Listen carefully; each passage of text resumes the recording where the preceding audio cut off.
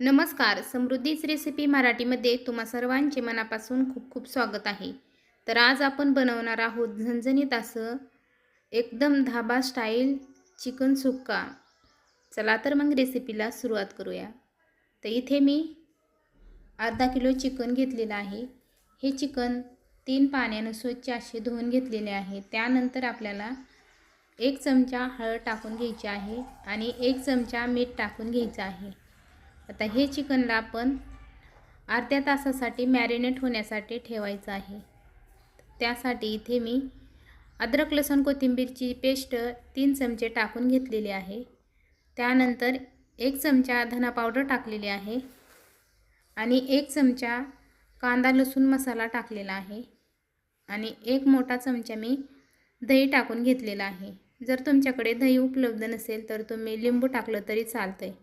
तर अशा पद्धतीने पूर्णपणे आपण हे टाकल्यानंतर चिकनला लावून घ्यायचं आहे आणि अर्ध्या तासासाठी मॅरिनेट होण्यासाठी ठेवायचं आहे. चिकन मॅरिनेट होईपर्यंत आपल्याला मसाला तयार करून घ्यायचा आहे. इथे मी गॅसवरती एक जाळी ठेवलेली आहे. त्यावरती 2 कांदे आणि 1 टोमॅटो छानपैकी भाजून घेतलेला आहे. त्यानंतर थोडंसं खोबरं भाजून घेतलेलं आहे आणि थोडा डाळवा, 2-3 काजू आणि 2 हिरवी मिरची मी घेतलेली आहे. तर अशा पद्धतीने आता आपल्याला हे मसाला एकदम मिक्सरच्या भांड्यामध्ये टाकून पूर्णपणे एकदम बारीक अशी त्याची पेस्ट तयार करायची आहे. सर्व एकत्रच मी बारीक पेस्ट तयार करून घेणार आहे. तर गॅसवरती मी कुकर ठेवलेला आहे. त्यानंतर आपल्याला कुकर चांगलं गरम झाल्याच्यानंतर त्यामध्ये 3 पळ्या तेल टाकून घ्यायचं आहे. तेल तुम्ही तुमच्या आवडीप्रमाणे कमी जास्त करू शकता. तर अशा पद्धतीने तेल मी गरम झाल्याच्यानंतर त्यामध्ये 1 कांदा बारीक कट करून त्यामध्ये टाकायचा आहे. कांदा चांगला सोनेरी रंगावरती मस्त असा आपल्याला परतून घ्यायचा आहे. कांदा चांगला परतून झाल्याच्यानंतर आपल्याला त्यामध्ये थोडासा खडा मसाला टाकून घ्यायचा आहे. तर अशा पद्धतीने अगदी थोड्याशा प्रमाणामध्ये मी खडा मसाला टाकून घेतलेला आहे. खडा मसाला टाकून घेतल्यानंतर आपल्याला त्यामध्ये 1 चमचा अद्रक लसूण कोथिंबीरची पेस्ट टाकायची आहे आणि पूर्णपणे हे छानपैकी मिक्स करून घ्यायचं आहे. तर अशा पद्धतीने आता सर्व मसाला टाकून झाल्याच्यानंतर आपण तयार केलेली पेस्ट त्यामध्ये टाकायची आहे. तर अशा पद्धतीने पूर्णपणे पेस्ट मी त्यामध्ये टाकून घेतलेली आहे आणि तेल सुटेपर्यंत आपल्याला ही पेस्ट परतून घ्यायची आहे. तर बघू शकता सर्व मिक्स करून अशा पद्धतीने आपण ही पेस्ट तेल सुटेपर्यंत परतून घेतल्यानंतर आपल्याला त्यामध्ये मसाले टाकून घ्यायचे आहे. तर इथे मी 1 चमचा लाल तिखट टाकलेला आहे. त्यानंतर आपल्याला त्यामध्ये 2 चमचे काळा मसाला टाकायचा आहे. घरगुती काळा मसाला आहे.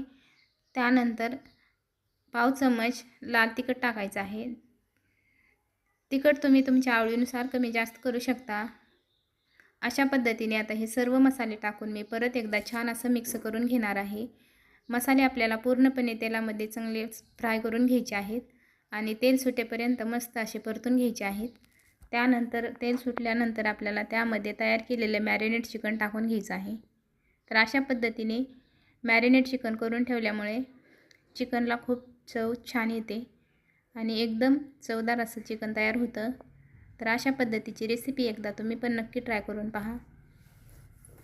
आता हे चिकन पूर्णपणे टाकून झाल्यानंतर आपल्याला छान असं मिक्स करून घ्यायचं आहे.